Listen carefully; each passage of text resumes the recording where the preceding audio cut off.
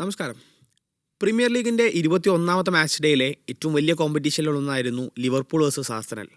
ആ മത്സരം ഒരു ഗോൾ രഹിത സമനിലയിൽ അവസാനിച്ചെങ്കിലും അതിൻ്റെ ആശ്വാസം പ്രീമിയർ ലീഗിൽ അങ്ങനെ കാര്യമായിട്ട് കിട്ടിയിട്ടൊന്നുമില്ല. കാരണം ആർസനൽ നിലവിൽ 5 പോയിൻറ്റിൻ്റെ ലീഡ് പോയിന്റ് ടേബിളിൽ എടുത്തിരിക്കുകയാണ്.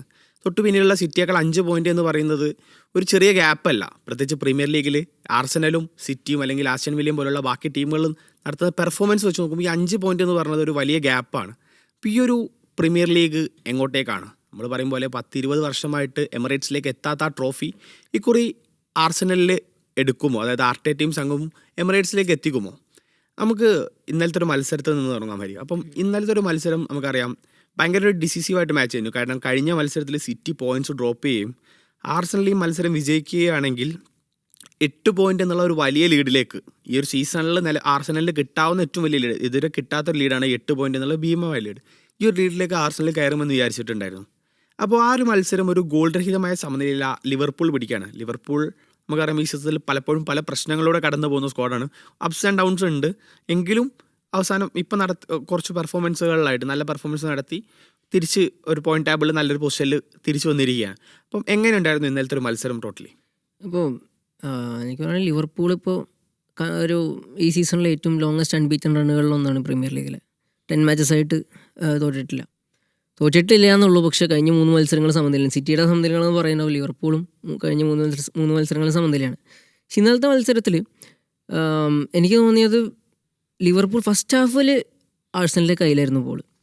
അവർ നന്നായിട്ട് അറ്റാക്കുകൾ നടത്തുന്നു. പക്ഷെ എൻഡ് പ്രൊഡക്റ്റ് മാത്രം ആഴ്സണൽ മിസ് ചെയ്തു. അതേപോലെ ലിവർപൂൾ പക്ഷേ സെക്കൻഡ് ഹാഫിലാണ് ലിവർപൂൾ നേരെ കളി തിരിച്ചു. പക്ഷേ ലിവർപൂളിനും ഈ പറഞ്ഞ പോലെ എൻഡ് പ്രൊഡക്റ്റിൽ ഒന്നും ചെയ്യാൻ പറ്റുന്നില്ല. അപ്പോൾ ഫൈനൽ തേർഡിൽ വരുമ്പോൾ 2 ടീമുകളും എന്തോ ഒന്ന് മിസ്സിങ് ഉള്ള പോലെ തോന്നുന്നു.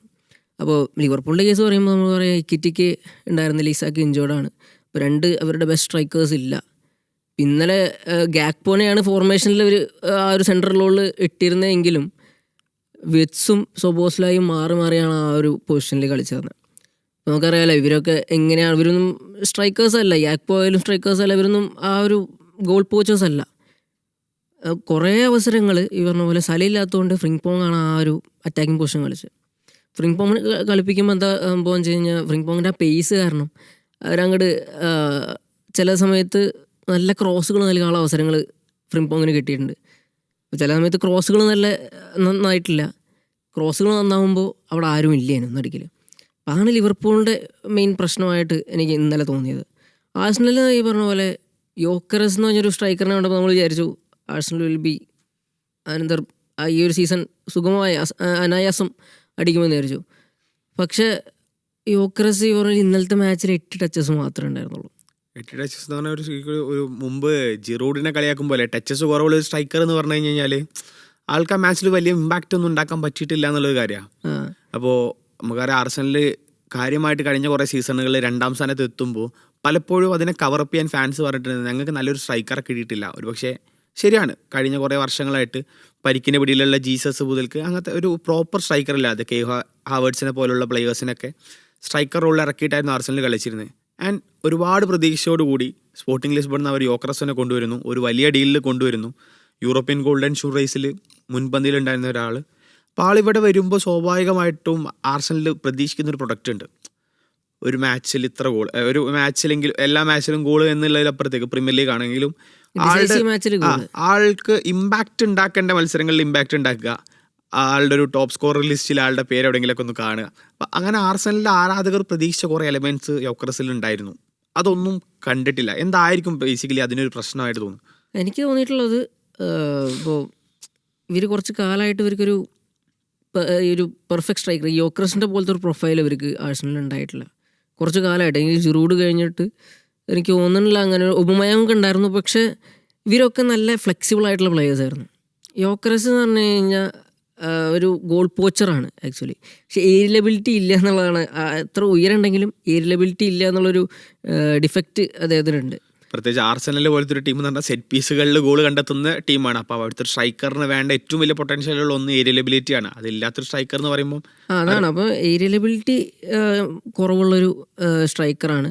പക്ഷെ അദ്ദേഹം ഗോളുകൾ കണ്ടെത്തിയിരുന്നു. കാരണം ആൾ സ്പേസ് യൂട്ടിലൈസ് ചെയ്ത് റണ്ണുകൾ നടത്തുന്ന ഒരു പ്ലെയറാണ്.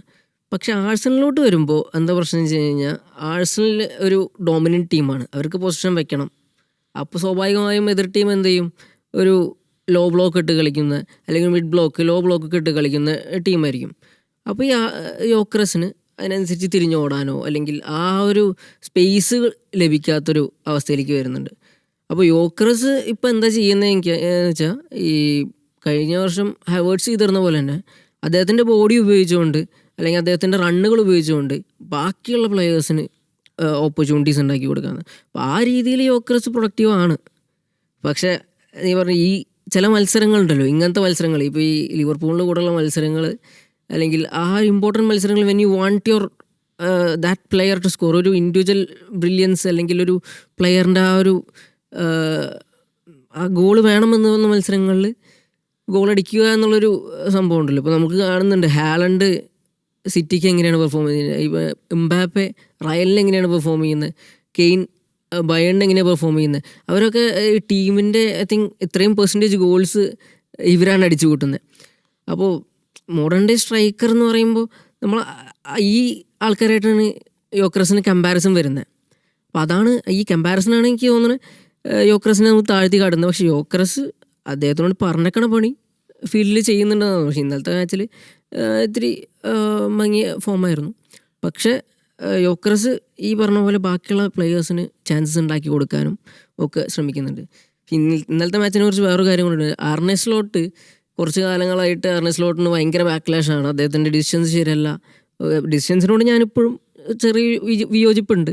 പക്ഷേ ഇന്നലെ ടാക്റ്റിക്കലായിട്ട് എത്രത്തോളം സ്ലോട്ട് ബ്രില്യൻ്റ് ആണ് എന്നുള്ളത് കുറച്ച് കാണിച്ചൊരു മത്സരമാണ്.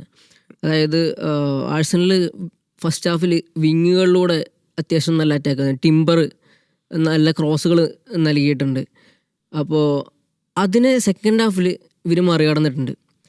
അപ്പോൾ അതാണ്, അതായത് അവരെന്താ ചെയ്തതെന്ന് വെച്ച് കഴിഞ്ഞാൽ ഫ്രിങ്പോങ്ങും ഗ്യാക്പോങ്ങും പോലത്തെ പ്ലെയേഴ്സിനോട് എന്ത് പറഞ്ഞു, നിങ്ങൾ എന്ത് ചെയ്യണം, നിങ്ങൾ ഇറങ്ങി വരണം, ഇറങ്ങി വന്ന് ഡിഫെൻഡ് ചെയ്യണം, ആ ആഴ്സണൽ അറ്റാക്കേഴ്സിനെ നിങ്ങൾ പൂട്ടിയിടണം. അപ്പോൾ അത് ചെയ്തു.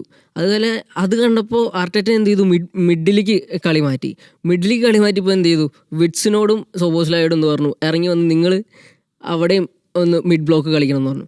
അപ്പോൾ സ്ലോട്ട് അതിനനുസരിച്ച് കളി അനുസരിച്ച് ടാക്ടിക്സ് മാറ്റുന്നതായിട്ട്. പക്ഷേ ഡിസിഷൻസിൽ ചെറിയൊരു ഇതുണ്ട്. അതായത് ഇന്നലെ ഒരു സബ്സ്റ്റിറ്റ്യൂഷൻ പോലും ലിവർപൂൾ നടത്തിയിട്ടില്ല.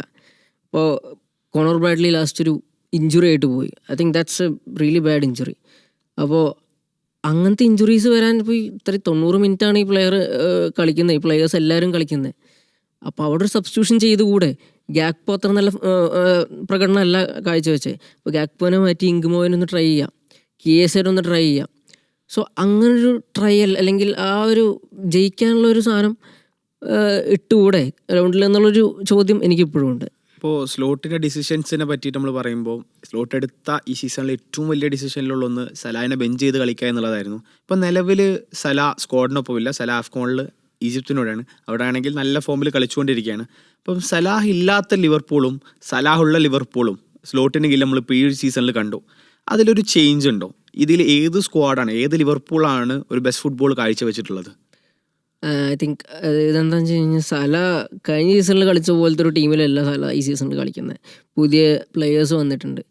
അപ്പോൾ സല കഴിഞ്ഞ സീസണിൽ കളിക്കുമ്പോൾ എന്താണെന്ന് വെച്ച് കഴിഞ്ഞാൽ സലയ്ക്ക് അധികം ഡിഫെൻസിൽ ഇൻപുട്ട് കൊടുക്കേണ്ട ആവശ്യം വരാറില്ല. അപ്പോൾ അവരൊരു 1 man ഡൗൺ ആയിട്ടാണ് ഡിഫെൻഡ് ചെയ്യാറ്. അങ്ങനെയാണ് ആ ഒരു കളിച്ച് വന്നിരുന്നത്. അപ്പോൾ എന്താണെന്ന് വെച്ചാൽ കൗണ്ടർ അറ്റാക്ക് ഒക്കെ ചെയ്യുമ്പോൾ സല വിൽ ബി ദെയർ. അപ്പോൾ അങ്ങനെയാണ് കളിച്ചിരുന്നത്. ഈ സീസണിൽ വന്നപ്പോൾ എന്താണെന്ന് വെച്ചാൽ വിറ്റ്സും കൂടി വന്നു. വിറ്റ്സും അങ്ങനെ അത്രയ്ക്ക് അങ്ങ് ഡിഫെൻഡ് ചെയ്യാത്തൊരു പ്ലെയറാണ്. പഠിച്ചു വരുന്നുണ്ട്, ഇപ്പോൾ റെഡി ആയി വരുന്നുണ്ട്. പക്ഷേ വിറ്റ്സ് അങ്ങനൊരു പ്ലെയറാണ്. ഇപ്പോൾ 2 അങ്ങനത്തെ പ്ലെയേഴ്സ് ആകുമ്പോൾ 2 ലയബിലിറ്റീസ് വരുവാണ്. അപ്പോൾ എന്ത് മിഡ്ഫീൽഡിൽ ഒരാൾ കുറയുവാണല്ലോ ഈ വിറ്റ്സ് കളിക്കുമ്പോൾ. അപ്പോൾ ഈ മിഡ്ഫീൽഡിൽ സ്ലോട്ടിൻ്റെ ഒരു ശൈലിയുണ്ട്, മിഡ്ഫീൽഡ് അദ്ദേഹത്തിന് ഭയങ്കര ഭദ്രമായിരിക്കുന്നൊരു ശൈലിയുണ്ട്.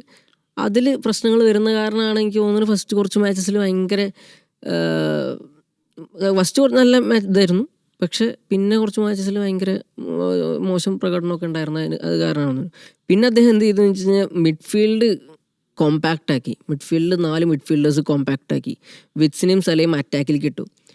അപ്പോൾ കുറച്ച് മാറ്റങ്ങൾ ഉണ്ടായിരുന്നു.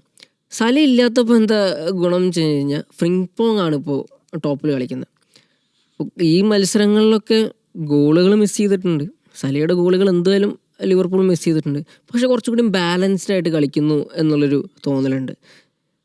പക്ഷെ എനിക്ക് തോന്നുന്നത് സല തിരിച്ചു വരണം, സല കളിക്കണം എന്നാണ് എനിക്ക് തോന്നുന്നത്. എന്നാലാണ് ആ ഒരു നമ്പർ ഓഫ് ഗോൾസിൻ്റെ എണ്ണത്തിൽ കുറച്ചും കൂടി കൂടുതൽ വരാൻ സാധ്യതയുള്ളൂ. ഈ ഒരു സ്ക്വാഡിൽ നമുക്കറിയാം ഒരുപാട് പുതിയ പ്ലേയേഴ്സാണ്. പ്രത്യേകിച്ച് സ്റ്റാർട്ടിങ് 11 തന്നെ ഒരു ഭയങ്കര ചേഞ്ചസ് വന്നു. അർണോൾഡ്, റോബർട്ട്സൺ, ഒരു ലിവർപൂളിൻ്റെ കോർ എന്ന് പറയാൻ വരുന്ന 2 വിങ് ബാക്കുകളായിരുന്നു. 2 ആളുകളും ഈ സീസണിൽ സ്ക്വാഡിൽ കാര്യമായിട്ട് 11 പ്രത്യേകിച്ചില്ല. അർണോൾഡ് സ്ക്വാഡിന് പുറത്താണ്, റോബർട്ട്സൺ പലപ്പോഴും 11 ഇല്ലാത്തൊരവസ്ഥയാണ്. അപ്പോൾ ഈ ഒരു സ്ക്വാഡിൽ വന്ന ഒരു ലെഫ്റ്റ് ബാക്ക് ആയിരുന്നു മിലോസ് കെർക്കസ്. അപ്പോൾ കെർക്കസിനെ പറ്റി ലാസ്റ്റ്ലി ജെമി കാരഗർ പറഞ്ഞൊരു എന്ന് വെച്ചാൽ, അർണോൾഡ് കളിക്കുമ്പോൾ വിങ് ബാക്ക് എന്ന് പറഞ്ഞു കഴിഞ്ഞാൽ കെവിൻ ഡി ബ്രൂയിനെ കളിക്കും പോലെയും ഈ കെർക്കസ് ഒക്കെ കളിക്കുമ്പോൾ അത് ഡാർവിൻ ന്യൂനസ് കളിക്കും പോലെയും ഉള്ളൊരു അവസ്ഥയാണെന്നാണ്. അപ്പോൾ അതായത് ഡാർവിൻ ന്യൂനസ് നമ്മൾ പലപ്പോഴും ഗോളുകൾ അടിക്കുന്നു, പ്രൊഫൈൽ അടിക്കുന്നു.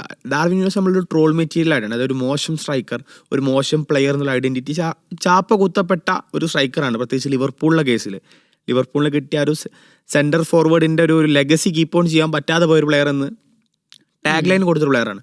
അപ്പോൾ അത്തരത്തിൽ റോബർട്ട്സണോളം പ്രതീക്ഷ വെച്ച് അവരെത്തിച്ച കെർക്കസ് ഇപ്പോൾ ഈ ഫ്രിംഗ്പോങ് നമ്മൾ റൈറ്റ് വിങ്ങറായിട്ടൊക്കെ യൂസ് ചെയ്യുന്നു.